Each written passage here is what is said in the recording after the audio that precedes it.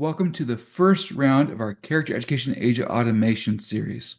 I'm very excited to be starting this because I think the ideas of how do we form whole persons can be a way that we can think about AI and automation now, but any technology in the future.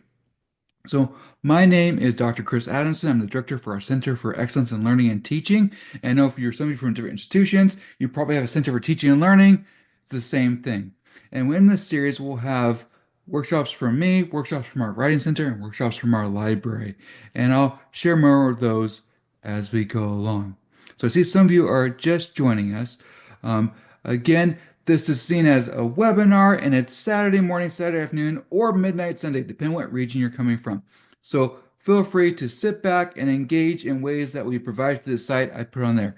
I'm going to put that back in the chat because I know sometimes when you come to the meeting, it's already been in the chat. It doesn't always make that available for you. So for for these webinars, here's some ways that we'll be using Zoom. We'll have the chat open the whole time and the Q&A. What I suggest is I'll try to keep an eye on the chat. I have it open right now.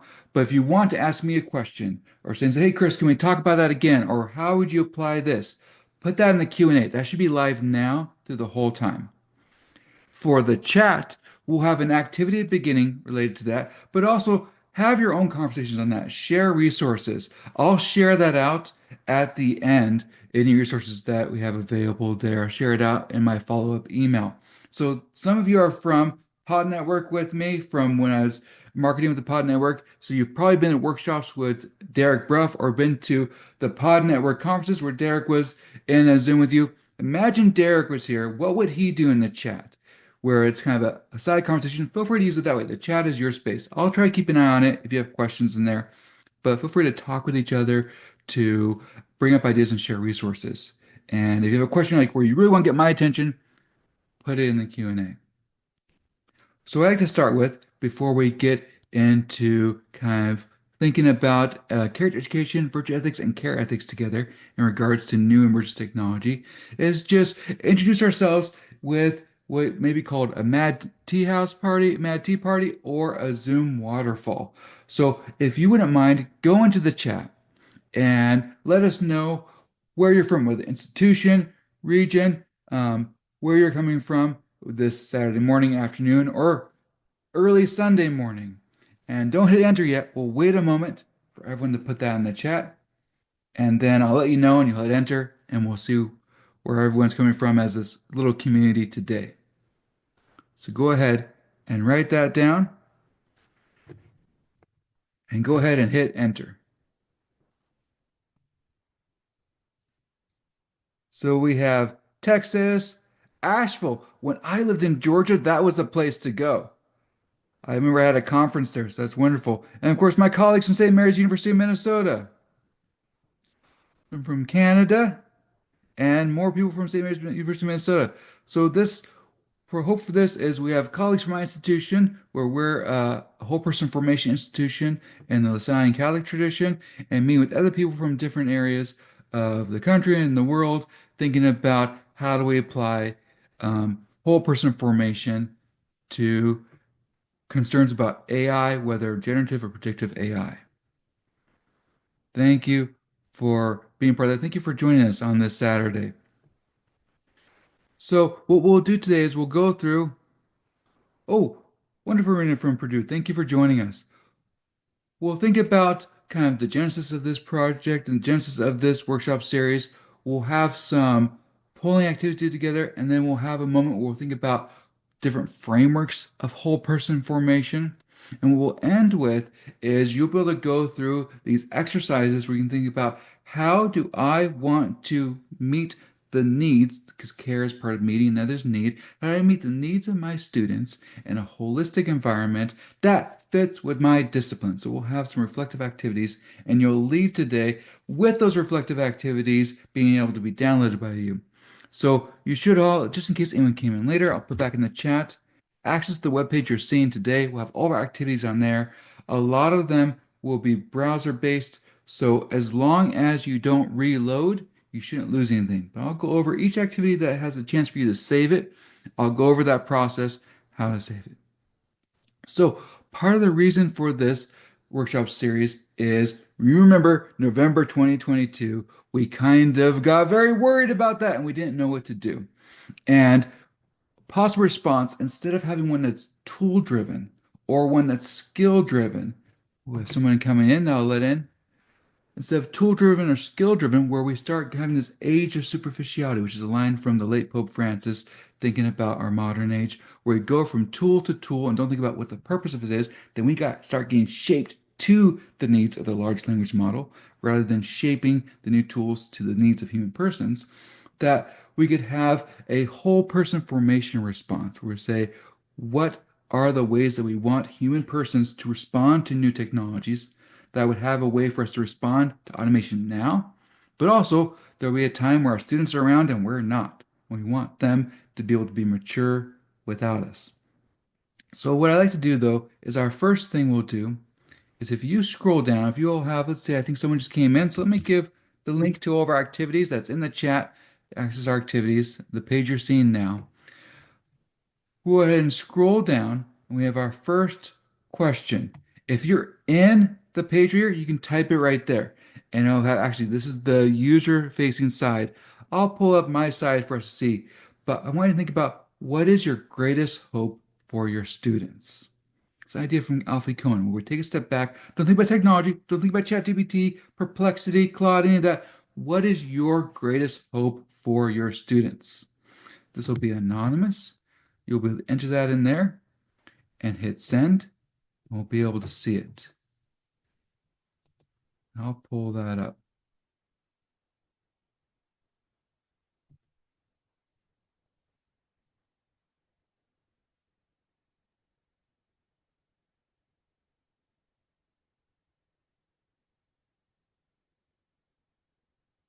Before I resume sharing, I'll give him if he has a chance. What is your greatest hope for your students? And we'll look at that together.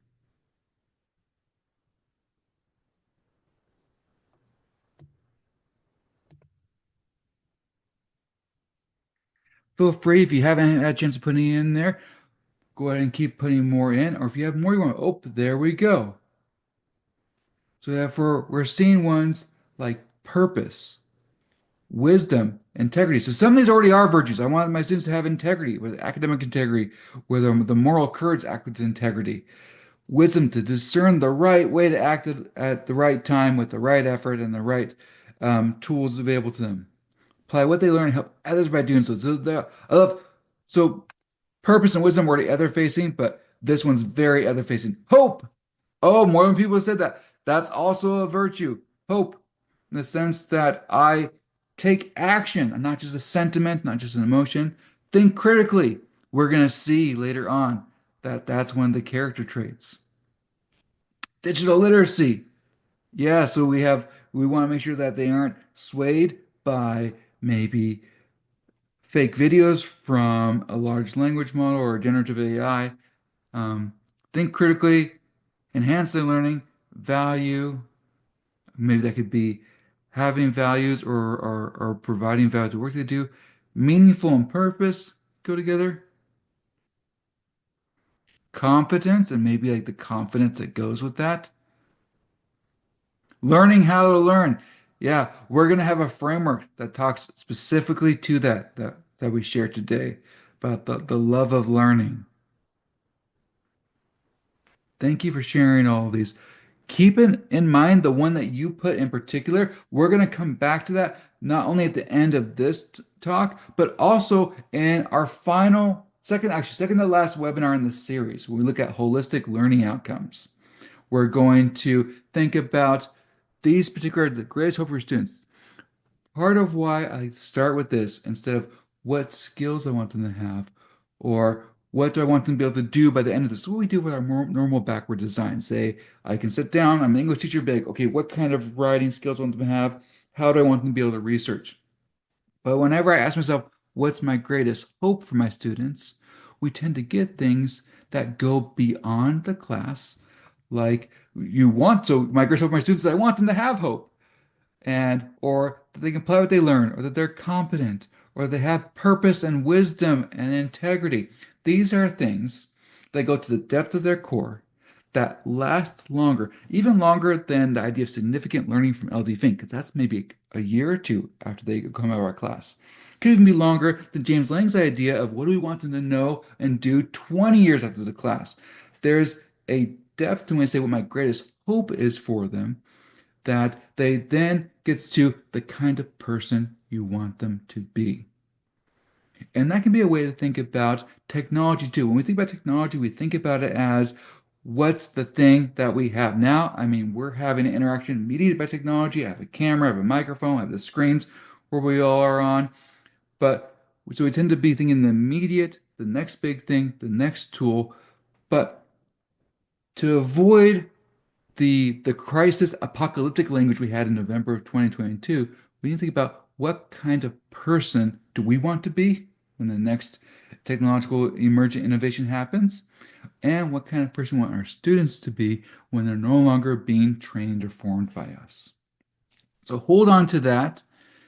We'll think, keep in your mind the one that you wrote, or maybe if you want to adopt someone else's, we're going to work on that when we build learning outcomes near the end of this time together.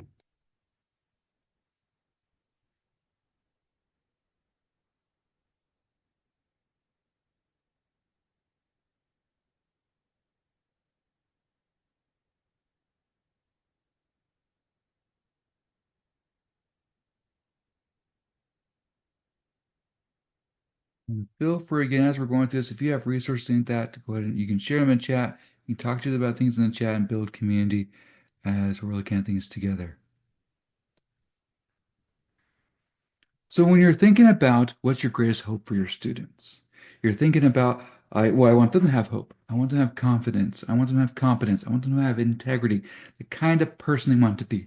That puts us in the realm of whole person formation, so that it's not just my cognitive capacities if I'm your student, it's what my sentiments are, not just my emotions, but like what I put my attention to, what I love as a whole person, and how I engage the world as an embodied person.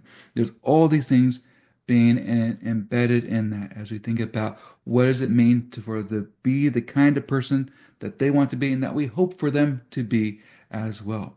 And so what we're going to do in this section of it, I'm going to give a couple frameworks as we think through how do we do that in education.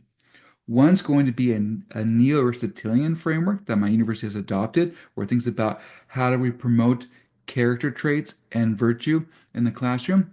Another one's going to come from feminist care ethics that actually dovetails very well with this, where we think about how do we motivate through love and how do we make sure that we meet the other's need, from Talia Schaffer, who recently, my fellow Victorianist, who recently redefined care and care ethics as meeting another's need in the context of a classroom.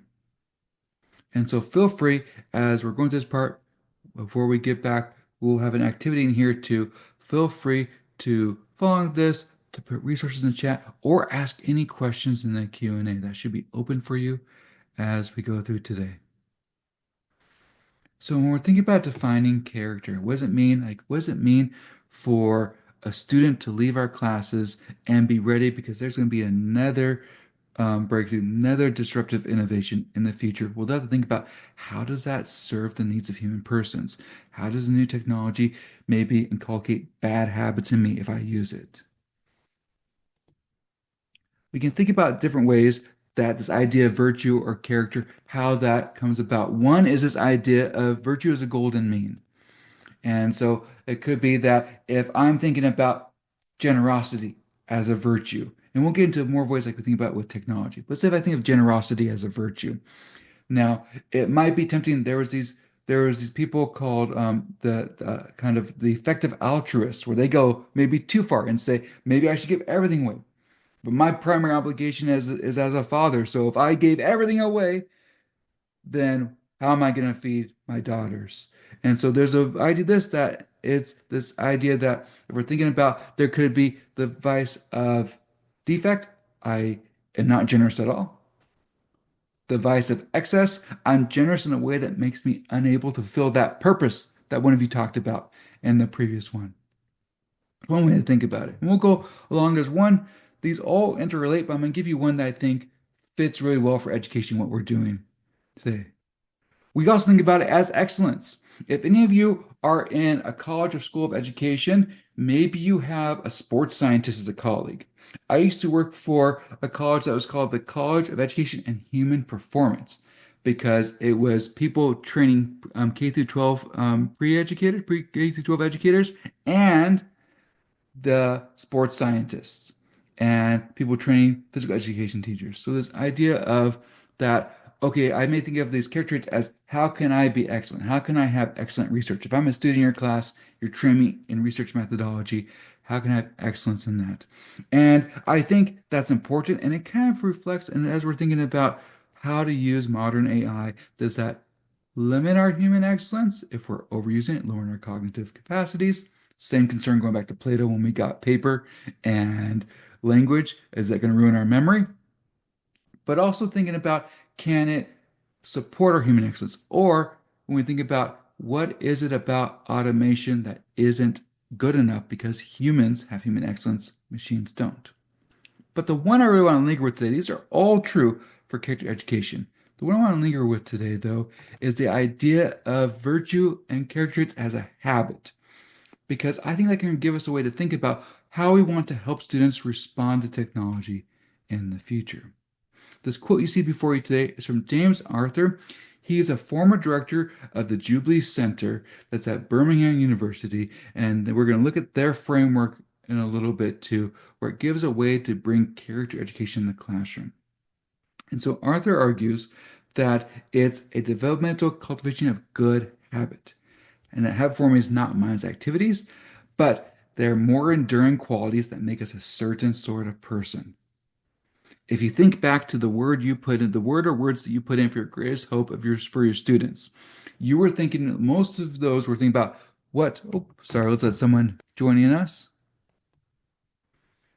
You were thinking about what are enduring qualities of your students that you'd like them to retain after. And it has synergy with significant learning from Think. What are the outcomes we want them to have access to, want to stick 1, 2 years later? With James Lang's ideas of what we want to know 20 years later after the course. And so these are enduring qualities that make them the sort of person they are. For those of you joining us, I'm going to put the site you're seeing right now, I'm putting that in the chat. You have access to all of our activities are there. Go ahead and click on that link that I just put in the chat, and you'll be able to go to this point, and I'll point out points where you can interact with it, and so you know when you can save things and which things are more. I'll make sure you all know when it's public and when it's private just to you. So we'll think about virtue as habit and some activities as we go through here, and as we develop a learning outcome for our final activity. And again, for those of you joining us, feel free to use the chat to discuss with your colleagues on this call, and feel free to put anything in the Q&A that you'd like to ask for questions and things like that. So I mentioned that James Arthur is a former director of the Jubilee Center. So we're thinking about whether we're thinking about this character of virtue as human excellence or as a golden mean, I can have an excess or I can have a defective aspect of it. If we think about any virtue, even traditional ones like prudence and temperance and justice and things like that, the Jubilee Center put it into a framework. The Shares do, this is what's called, it's a neo-Aristotelian, it's a secular framework. It's the one that the University, St. Mary's University of Minnesota, we've adopted and use a lot in our own preparation for our classes. And so we'll look at another model a little bit later on that I think has synergy with this. But this is one I suggest we can think about as we're thinking about how do we want students to be able to be effective, mature adopters of technology. Now, when I say adopters, that also implies rejectors of technology. I don't mean sort of a technological framework that requires us to always accept every tool or to just go from tool to tool. Because the idea here is how can they be mature? How can we lift them up? How can we have it where when we're not with them, they can say, that tool promotes human dignity, that tool does not. Or a tool promotes human dignity if I use it right. How can I order it to the dignity of the human person? So what I love about this framework is it has ways where it already overlaps with what you're doing. Some of you talked about critical thinking or opening conversation. Some of you talked about competence. Some of you talked about hope or wisdom. So there's ways where you're already, if you're thinking about what do I want my students to become? How do I want them to really thrive as a human person? You're already doing stuff. Even if it's not in your formal learning outcomes, you are all doing something in your classes, in your workshops, and your work with direct reports. And so the way it works is it has four areas.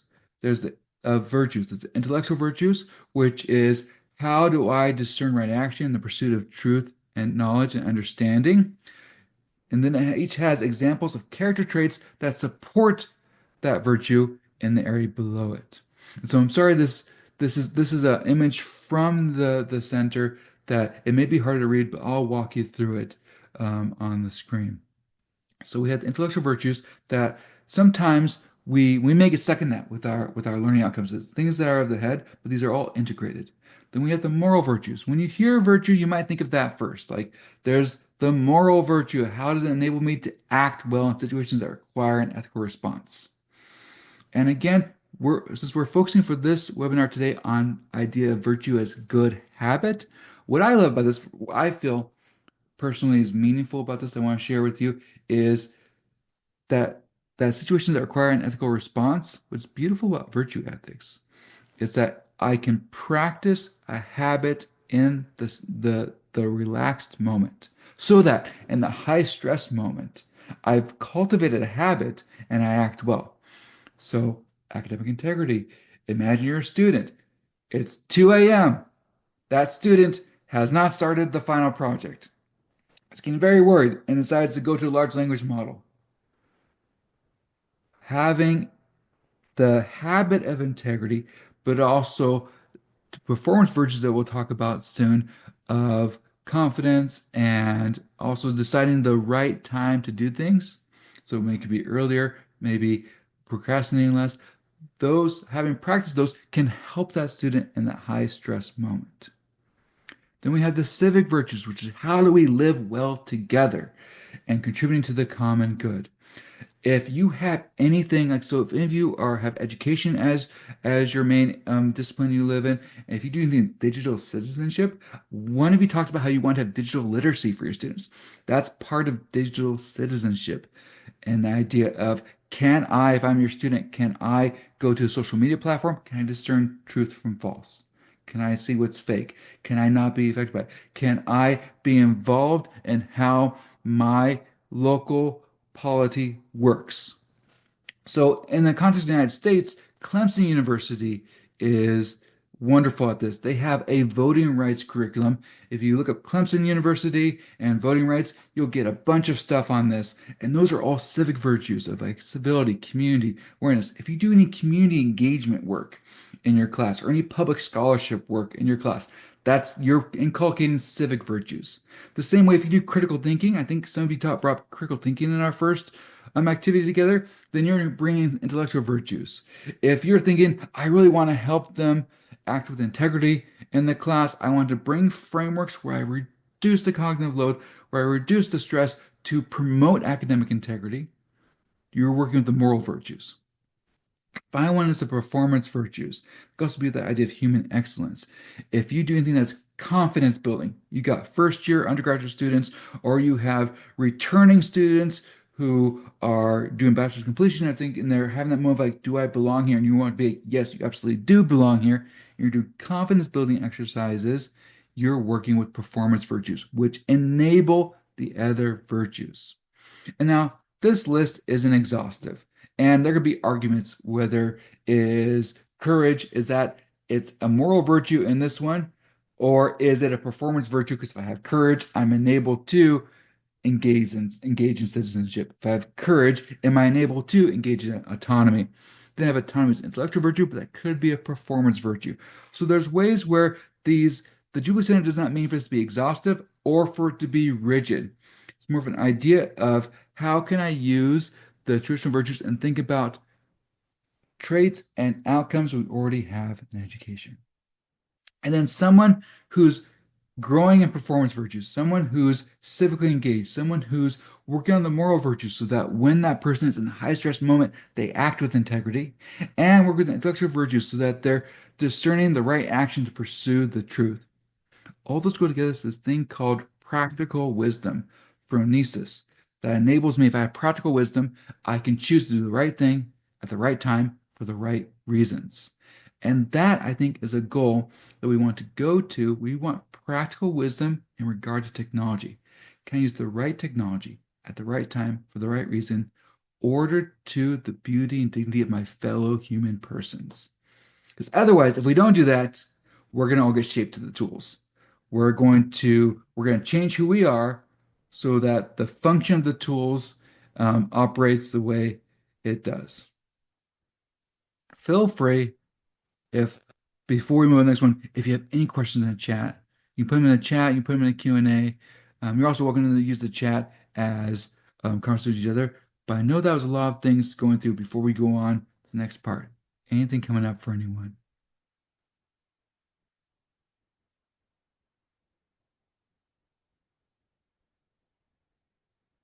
All right. Feel free. I'll see it in the Q&A. It'll pop up. And feel free to share questions with each other too as we go through. So that could be a way to think about how do we have character education in the classroom with ways. We're just getting why I want to share this one, and it's available in case anyone didn't. I think everyone's kind of access, but I'll put it in chat again just in case that these often will map on. If you go to the examples, there's often things that many of you had in our first activity together. There's often things that we already have in either whether they're in our formal learning outcomes or we all have things that don't get into our formal learning outcomes that individual lessons or in when we're designing the course and we're excited about it, there's things you really want for your students. And I think often that those are seen in this framework. So I was thinking about defining it and kind of there's different ways to think about character and virtue, but for the context of our talk today, our work together today, I suggest the idea of habit formation is the way to think about it. How do I have good habits in regard to technology usage? Something about, but then how do we form people with these good habits? How do we help them in the classroom build them? And so we're going to look at in this second part of this before moving on to some activities together both the Jubilee Center framework again that we just went over and Educational Caritas from Feminist Care Ethics. And so, but taking a step back, this is something that I share when I teach this to my students. I onboard our new colleagues at St. Mary's with this too, is there's a storytelling podcast called Circle Round that my oldest daughter is an ultra passionate fan of it. She loves Rebecca Shear. She loves everything that comes out of this group. But I was listening to it with her one time when we were driving together, and I realized, oh, this whole podcast is character education. So I have my students listen to this. I talk about this with incoming colleagues, and it's a good way to think about later on. You go ahead, this links to it. You'll be able to click on it and listen to it yourself or share with your other colleagues. But what I want to share is there's a story in this that is a traditional Ethiopian story about a little girl who doesn't have courage, and the point where she feels like she has no courage, and her local community, the other kids, are making fun of her for it. And so what she does, she wants courage. So she thinks the most courageous person I know is my grandfather. So she goes to him and says, Grandpa, how you've done so many heroic things. How do you have courage? How are you so courageous? I'm not courageous. What do I do? And he looks at her with love, like any grandpa does when his granddaughter's saying, how do I be more like this? How do I do this? And says, you need to grow a little courage every day. And so she does something that I actually, when I'm listening to my daughters, I don't want them to do. The next night, she walks out into the darkness. She decides, I'm going to go outside, go into the darkness, and each step is her saying, okay, I'm going to take a next step, and a next step, and a next step. Now, I don't want, when I go to bed, any of my daughters, my oldest is 8, I don't want her to open the door and go outside, but I think this is a great metaphor for how we little by little grow it. And what happens in the story, you'll see this image from Sabina Hahn. She's part of the Circle Round group. They have coloring pages for each one as they have this character education kind of initiative in their podcast. She finds a village where everyone's afraid because there's a great monster you see in the top right there. Great monster at the hill, the top of the village. And but she's been spending all night taking the next step and the next step and the next step. And so what she does is they're all afraid. They can't go in and say, "You gotta get into the house with us or you'll be eaten by the monster." She, oh yeah, Laura, I'm glad you see it. Yep, there's the monster up there. She keeps walking, and as she goes closer and closer and closer, the monster shrinks to a little creature, and she's the courageous person she wanted to be. So again, you can listen in there. My first year undergrads, the beginning of our units, we're thinking about their character traits when we're thinking about what does it mean to be at a university. It's a whole person formation university. I had them listen to this and reflect on it. The reason I shared that story with you is because that maps out the idea from the Jubilee Center framework of how do we grow character. And at my own institution, this is a mantra that we're all saying all the time. So my colleagues at St. Mary's, you've heard this a lot. I have some colleagues in here that say it that I know say it a lot. They look at our participants list. So character is caught, it's taught, and it's sought. So thinking about the the granddaughter right here. The idea of courage was caught for her.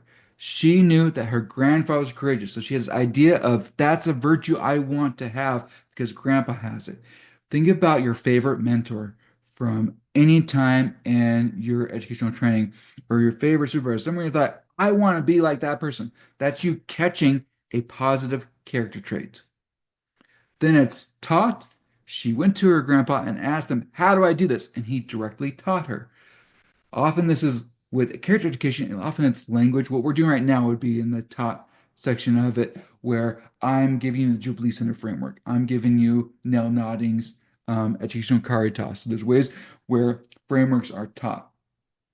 But the most important one becomes the sought. That moment when the young girl went out into the night and kept going until the monster shrank because her courage grew. That is her seeking it. And that's part of what we want to do with any habit formation, but also in the context of technology and automation, that we want our students to seek how do I order tools to the dignity of the human person, my community, my colleagues, and myself. So I'm not shaped to the tool, I shape the tool to my needs. And so the way I can operate in the classroom is that there'll be ways where the culture of your institution makes a way of how we have values that we operate on through our character traits and our virtues. And that keeps saying it's caught by your students.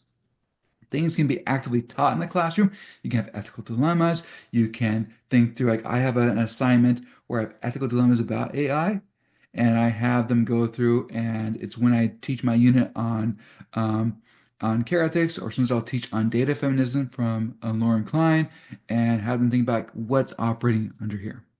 Then SOT, that's what we hope for, that as our students improve the culture within our school, because there's a culture aspect as to, like, what is our local institutional culture and how can we all be whole persons? But also when they leave as ambassadors of our schools, really, will they continually seek to grow?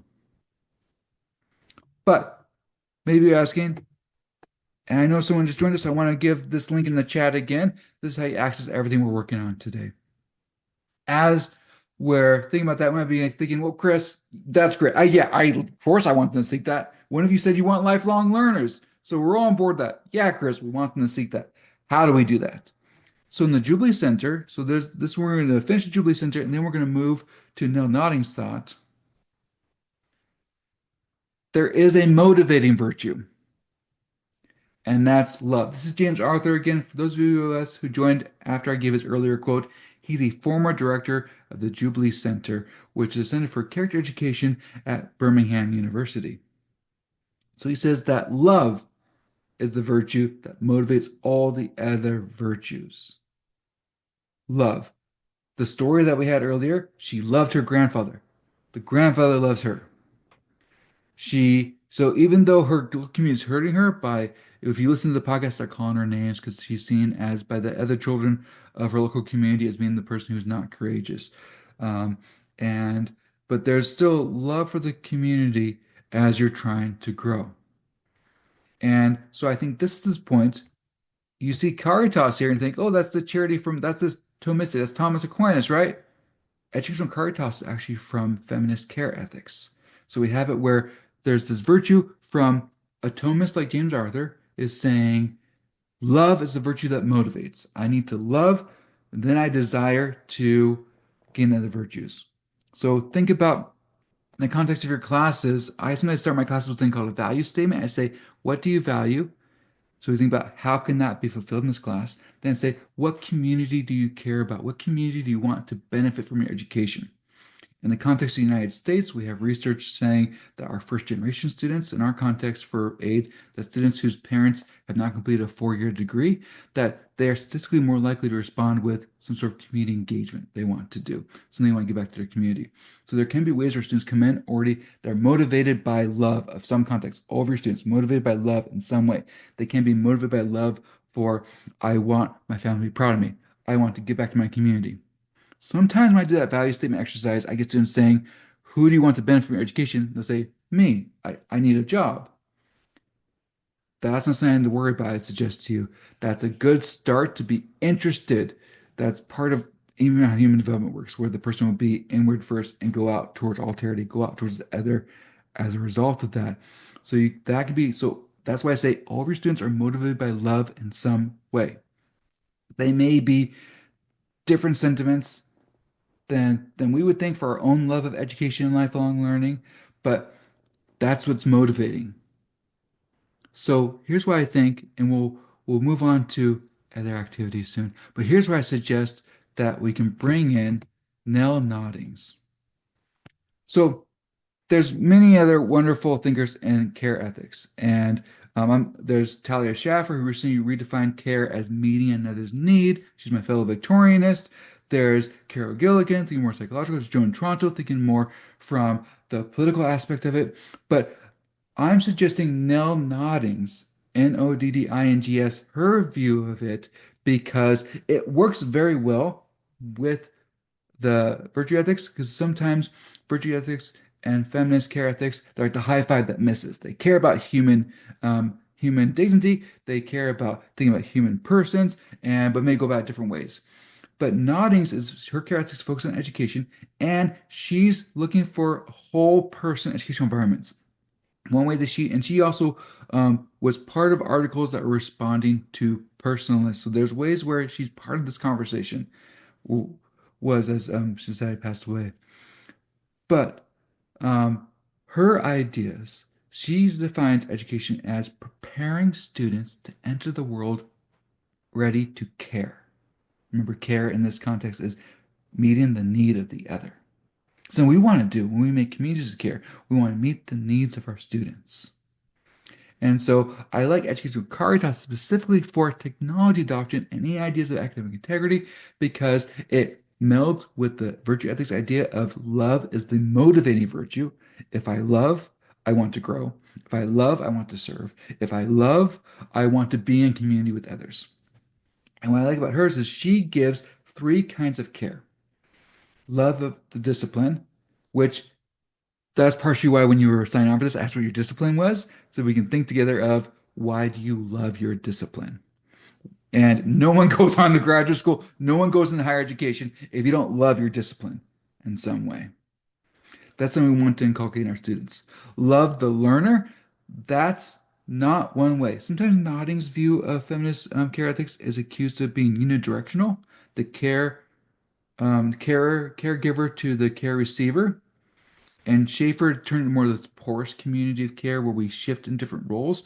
But this means more of like, how do I make a care environment where my policies, my syllabus, my assignments come from a place of loving the learner entrusted to my care and enabling them to love each other and love in the sense of willing to go to the other, love in the sense of being part of leading us to care, which is meeting the need of the other.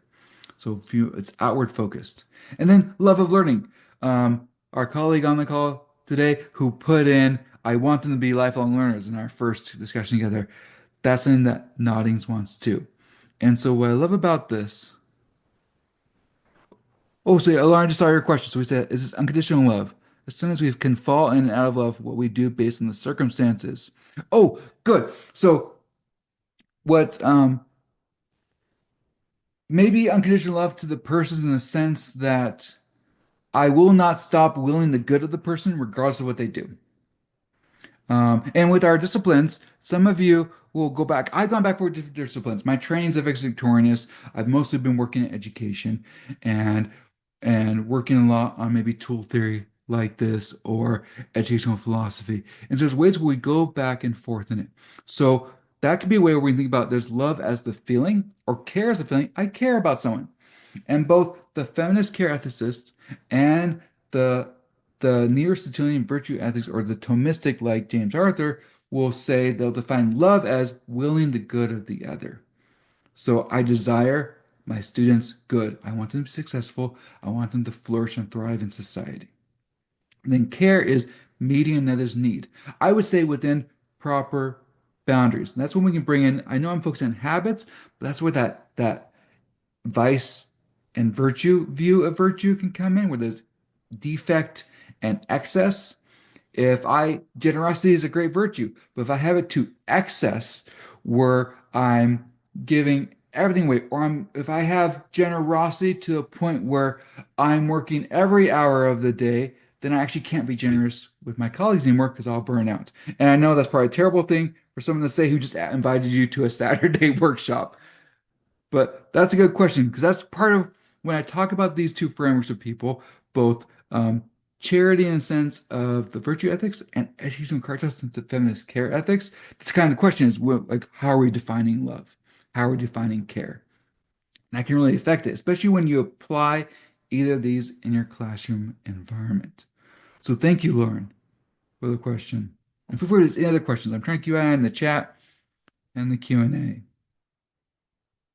So what I like to do is take a moment and just in case anyone hasn't had a chance to open it yet, here's the link again. Go to this page, click to slide 11. Why don't we take a moment and pick one of these that really strikes you in Educational Caritas, whether it's love the discipline, love the learner, or love of learning. Just pick one. If you click in here, you can type in any of these. As long as you don't reload, it'll save. In the final slide, I'll show you how to save this before we go on to another polling activity to share with each other. So I'll just go ahead, just free write. Ask yourself, what do I want students to love about my discipline? If that's one you choose, or how do I create a community of care that enables them to will the good of each other? If that's one that strikes you, or how do you promote a love of learning? That one strikes you. Just take a moment. I'll go put a timer on first. Take a moment to free write, whatever comes to mind. And as long as you don't reload, you'll be able to save that for your own reflection. This is part of our building up to, we're going to build a whole person learning outcome later on in this activity together. Let me know in the chat and the Q&A if there's any questions I can answer before we take a moment to do this. Go ahead and have that be your final thought on that as we come back together. What we'll do in a moment is I'll show you how to save this and also be practice for. We're going to do a longer activity like this that'll make a document for you. So this is when wherever you wrote, that's private. Nothing you write on this webpage unless it's one of the polls. If you see a Slido poll, I'll be able to see that. If you see an activity like this where you can type it in, I will not have any access to that. No one who has access to the Celt site, none of our admins, none of my other fellow educational developers, we can't see this. This is for you. And I'll point on again, things like that. So hold on to that too. As we keep building, you thought about what do I hope for my students? And then how do I promote these ideas of love, which is the motivating virtue for other things we want them to grow in? Because I suggest when we think about educational caritas, why I like Nodding's thought. By the way, this is in her book on intuition with Paul Shore from the 80s. What I love about her thought is I propose that when you see something go wrong with technology, especially with new automated technology, with a generative AI, predictive AI, especially with large language models and generative AI, if you see something that you're concerned about, it may be that one of these is missing and we need to bring it back.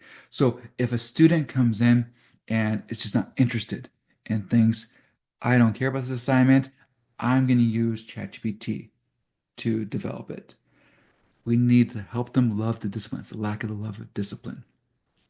If you see a colleague doing a class, because some of you are educational developers like me, a colleague doing a class where the carceral practices are making it where there may be assumptions about the students that are squelching their ability to love the discipline, or there are ways where practices being chosen that adversely affect minority students or English language students, like some carceral practices will, there can be a defect in the love of the learner. And then if you're seeing where you're having maybe formative assessments, and I've talked to some colleagues at my own institution where they're concerned about doing reflection activities because they worry that students can use a large language model to complete that activity. Then there can be a way that we need to inculcate love of learning in our students. So that's why I wanted you to think about which one struck you and then write down how do you already do that? Because then you can think purposely, how do I take these practices I already have in my professional environment or my classroom space and think about them purposefully for emerging technologies or to help my students grow. And before we move on to our next poll, part of what this does, this is from my article on human information and age automation.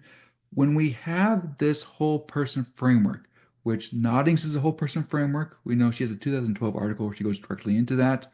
And Jubilee Center framework, all virtue ethics frameworks are whole person, all care ethics frameworks are whole person frameworks because it's not just caring about my mind if I'm your student, it's caring about what do I love, what are my sentiments, how am I in relationship with others, and seeing that whole thing together as the educational environment. What's neat about that is it doesn't exclude other things we care about.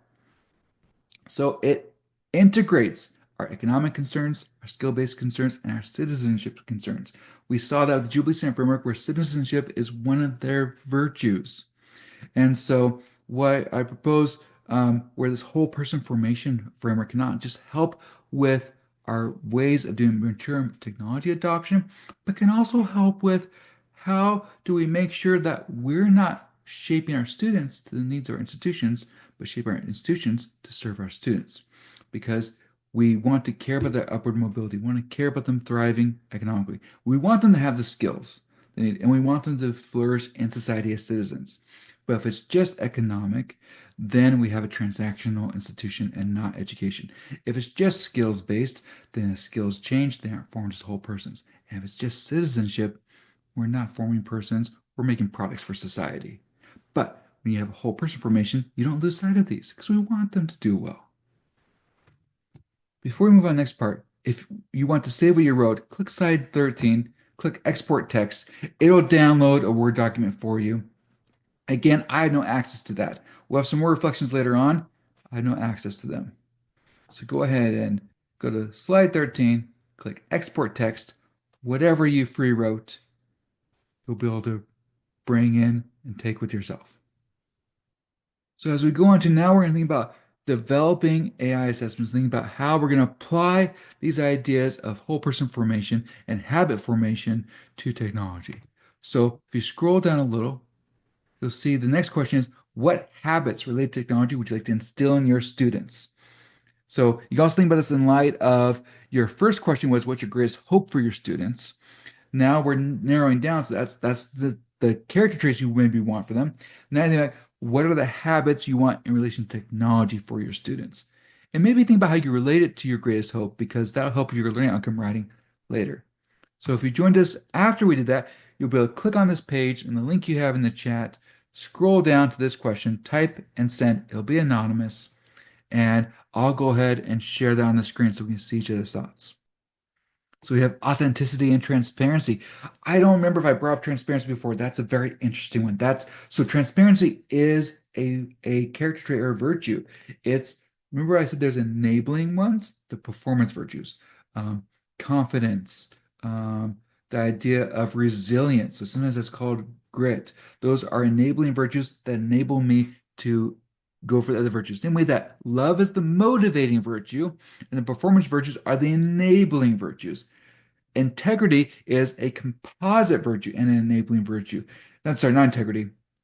Transparency is this a composite virtue of integrity and honesty, and care or love for the people I'm in relationship with in my community. So if I'm in my classroom being transparent, that's not just honesty, it's me respecting the dignity of my students and their intelligence to be able to take that in. So we have lots of good things here. We have applying foundational knowledge, using technology intentionally. So I see we got someone here. I see we have someone who loves LD things thought as much as I do. So there's the idea of significant learning. So there's foundational knowledge, and then that's important because then I can apply that, and then I can maybe be creative with it. So we have foundational knowledge, and then the Jubilee System framework of taught, caught, sought. That's that taught area, and when they're seeking it, they're applying it. So using technology intentionally, yeah, that's part of the goal of this series because if we focus first on skills, like how do I use a particular tool, rather than even if we focus on how do I evaluate a tool, we need to that can still get us into using technology as it's given to us and not really thinking through who do I want to be as a person? How does a tool factor into that? That's an idea from Tools for Conviviality by Ivan Illich. And when you see the workshop later on in the series, Selecting Tools for Conviviality, we'll think specifically about his thought. But he argued that if we aren't intentional, as one of you is saying, then the tool will reshape us. His example was the automobile reshaped how our cities operate. That it's not a city for pedestrians, it's a city for cars. Think about, sorry, this would be in an American suburban context, but we had porches and now we have garages. Now becoming dependent on it to their own detriment. Yes, you think about cognitive load, think about if I overuse it, how can that affect us? Our librarian at St. Mary's, Matt Isaiah, he's going to give a workshop on that in August where it thinks about what's happening. He's going to dive more into habit formation than I am here and think about that in particular as we form researchers. Using it responsibly, critical thinking, the Jubilee Stamp framework will be good for you because critical thinking is one of their intellectual character traits and their intellectual virtues. And responsibility, and I like the last one, the results my part of my screen's getting in the way in that, but I remember it was teach caring by caring for your students. So what's beautiful about that is whoever put that in, you're melding caught and taught together so that you motivate them through love to seek out, so the sought aspect of it. So hold on to the one that you did here. In our last half hour together, what we're going to do is you're going to go through some exercises. So this is our second to last poll. We have three polls altogether. Those were public. We're going to go back to the page that you're on that you should have already opened on your screen, but I'll go back to it. I pause share and I'll bring that back up. If you can scroll down on the page to the integrating modern AI activity. And I'm going to put that in the chat. Oh, thank you for joining us, Lauren. I'm going to put that back in the chat just in case you want to get access to that. I'll bring you to the page, scroll down to what you see on the screen. So this is another one that it's separate from the one you did before where you did that little reflection and then saved it. But this is another activity where it's browser based. Just don't reload and you won't lose what you're writing. And you'll be able to save it as a document and see that document export page at the end. And so what we'll do is on the left here are the different pages that have different activities in them. You can also click the blue arrow there. You can navigate through either way on it. And by the way, these are made, this whole thing is an H5P activity, and you are all welcome to download it and use it. At the Center for Excellence in Learning and Teaching, we just ask for a Creative Commons attribution and non-commercial for it because we want to avoid people taking what educators have used and then try to sell it when they just wrap it up differently. But as using my fellow educators, by the way, you're able to use all of this, and this is all actually one activity that you can download is built together. So for here, what we'll do is we'll have moments where you'll build it on your own browser screen, be able to type things, and just make sure try not to reload if you can help it, because you'll lose your information. It's browser based, and you'll be able to export it at the end. So first, think about what you said in the very first one. What's your greatest hope for your students? And think about what we just talked about. What habits do you want to inculcate in your students related to technology? And click this create a new outcome button and draft. I'll put a timer on for us, but take a moment to draft, just sketching. Don't think about like a formal learning outcome you'd have on your syllabus or that you suggest for faculty if you're an educational developer, but just think about what is an outcome that relates to your greatest hope and the way you want them to respond to technology that you want to have in this. And whatever you type in here, you see when I go forward and go back, it'll be there. And you can create more than one, but just take a moment to create one outcome that's looking at just as whole persons and how you want to support them in their adoption of technology.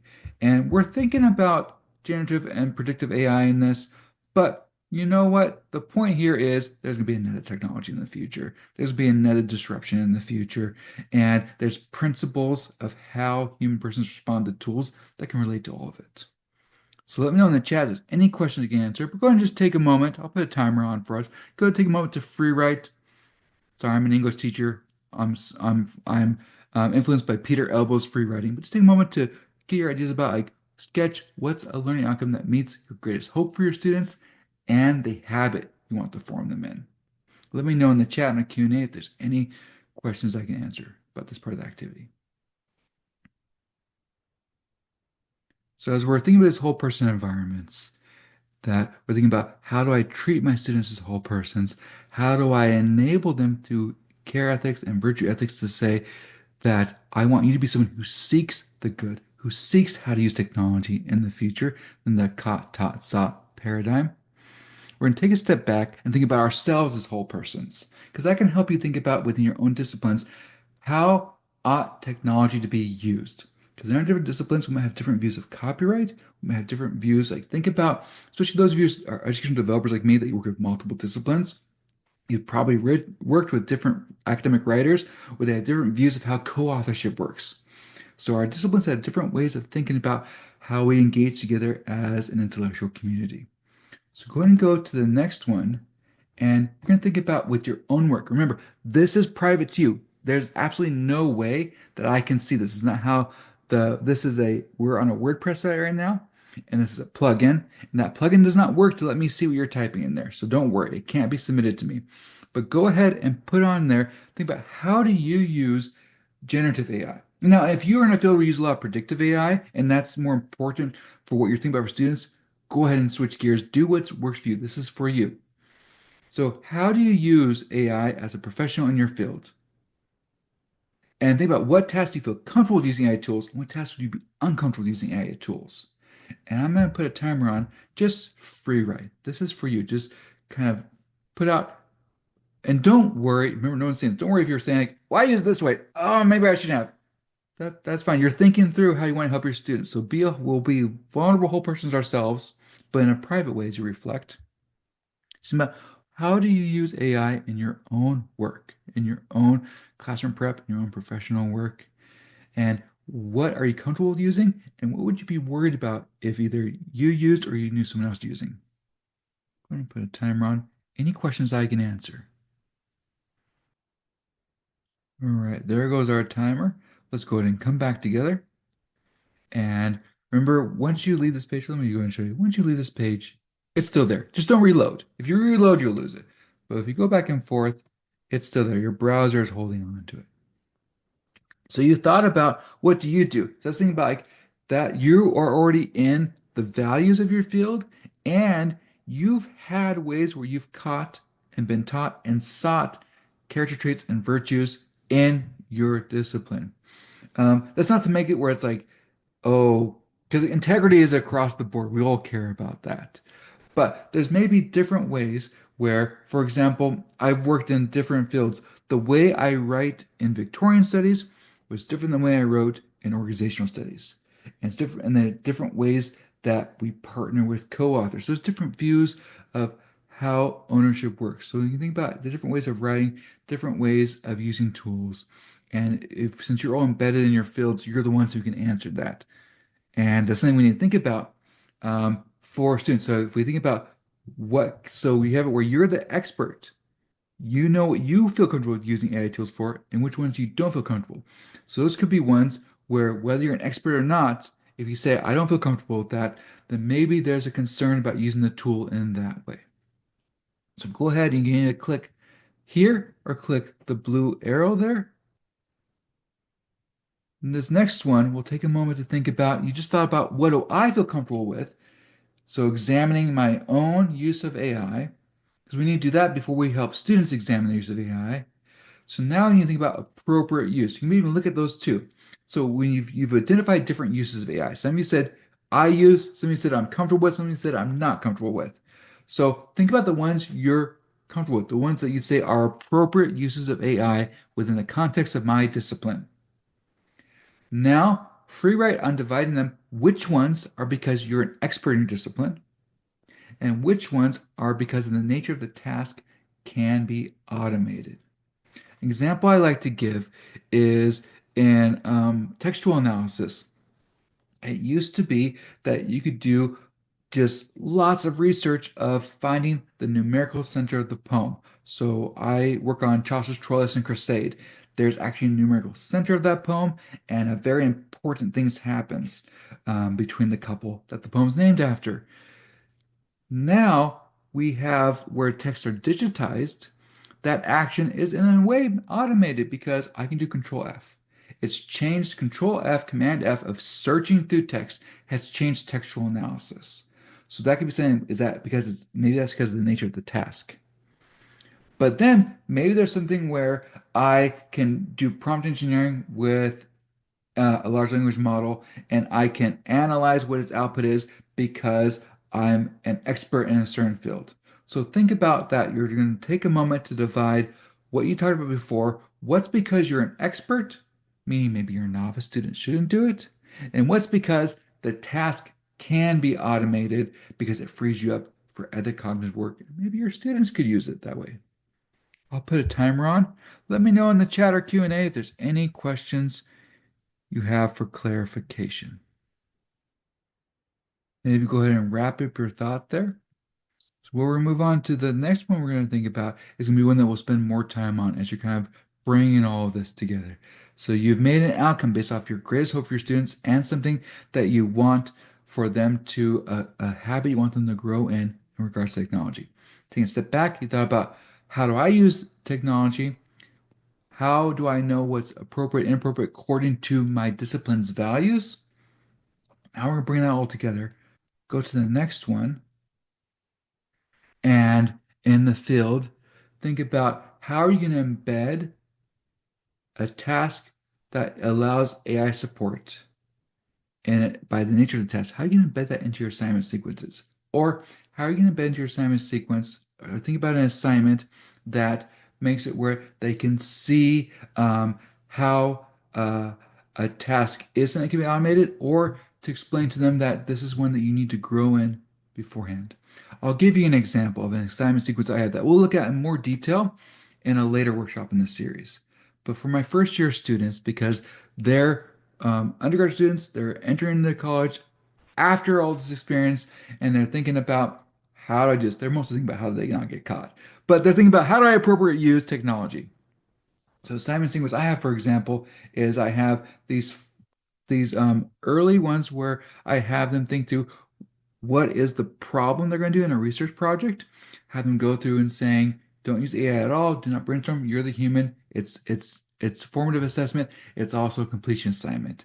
I have them think through what is the problem they're going to work on. Then I have them partner with a specific AI tool called Elicit to help them do their research because they're novices, so they had to, I don't want them to show, I don't want them to avoid going to the problem formulation, but have them use Elicit to get an idea of what is available in the research. That's a tool where you go in, you put a research question, it gives you all of the articles that try to answer that research question. Then I give them very detailed ways that they can use a large language model, which is basically down to just support for English language learners, support for clarification, but not for actually developing their research paper. Then they have an externally focused community engagement public scholarship activity, podcast, something like that, that they then say to me, they make an argument in their project proposal. Here's what my AI policy is for my project. And so it could be things like that. Think about what's a one way and make it iterative. Don't make like a huge thing. You can either take an assignment you have now. You can start developing an assignment. Remember, this is all for you. I have no access to this, but think about a assignment that can either embed AI because it's a task that can be automated, or one where as they grow from novice to expert in maybe a small part of your field, if they do research, how can you enable them to bring in AI if it's appropriate? Go ahead and sketch out the idea of an assignment or assignment sequence. Remember, this is for you. I won't be able to see this at all. We've been thinking through holistic learning outcomes. How do I want my greatest hope for my students and the habits I want for them with AI to be brought together? But within my discipline, how do I identify appropriate use and analyze that use? And then you've sketched out an AI-assisted assessment. Now the question is, how do we be transparent? Because remember, transparency is a composite virtue, mixture of honesty, integrity, and with care for the person I'm being transparent to and respect for their dignity because they're able to take it in. So what we're going to do is you're going to think about communicating with your students. And before though you say, here's how I'm going to communicate my AI policy, you're going to take a step back and just for a moment, free write, what are your students' assumptions about using AI in your institution?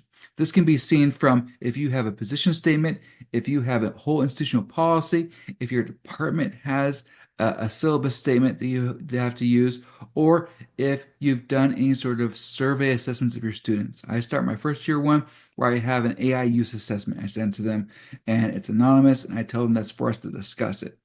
So take just a moment just to quickly sketch out how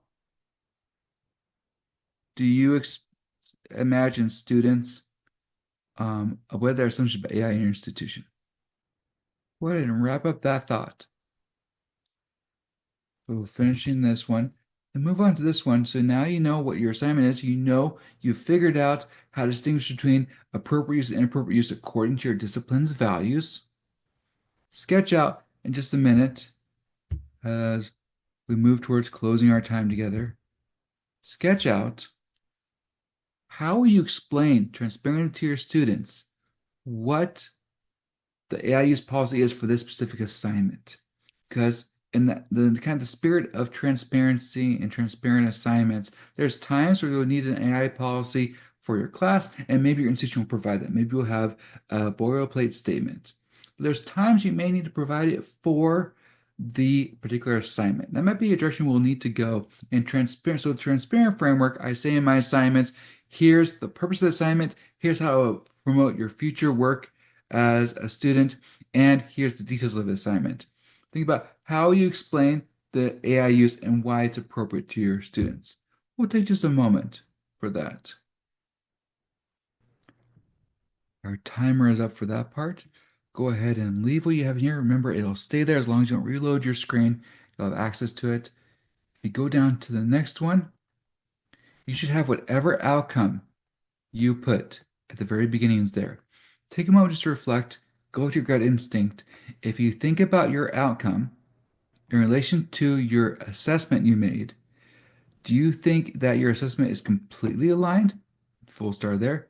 Partially aligned or needs revision as you're thinking about this work together.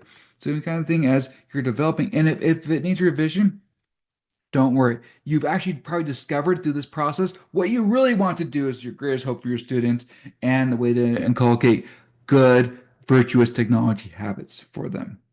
So if it's partially aligned or not aligned at all, that's good. That means you've discovered something in your assessment and you want to go back and revise your outcome. Our last thing is to be just to share one thing in this last thing, this last box here. Go ahead and keep if you're still thinking about your outcome.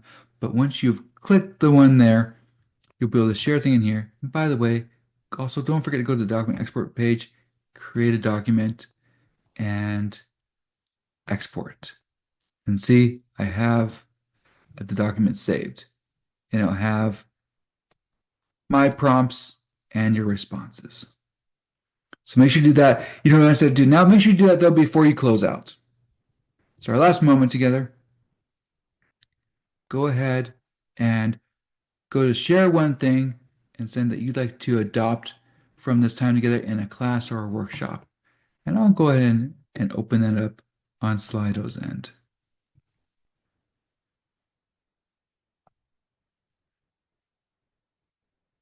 And I'm going to share that live while we're typing through. Feel free also, I know we're nearing the end of our time. If you have any questions, put them in the chat, put them in the Q&A as we're putting this up here.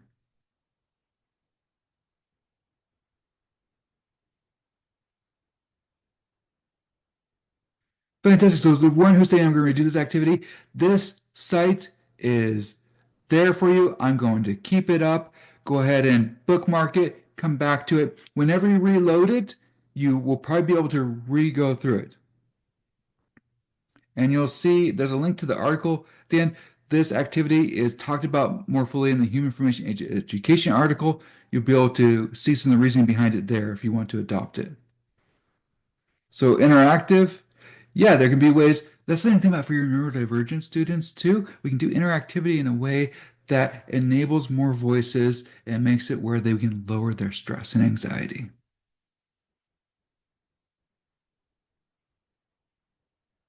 And feel free to go ahead and this is a Creative Commons license. Use whatever you want from this. This is yours. It's partially what we're doing in this series is to build things and just have attribution to St. Mary's and Kelt, and you're good to go. I notice we're at the end of our time now. Thank you for joining us. I know it's a lot to be here on a Saturday and be in different areas and different regions and different times. I'm going to share again the link to this in case anyone missed it. That link will stay live on the Kelt site. You have access to it. And I hope you have a wonderful Saturday or Sunday morning. I know one of you is on a time zone where you're up late with us, and I really appreciate you for that. I'll stick around if anyone has questions, but I hope you have a wonderful Saturday and Sunday.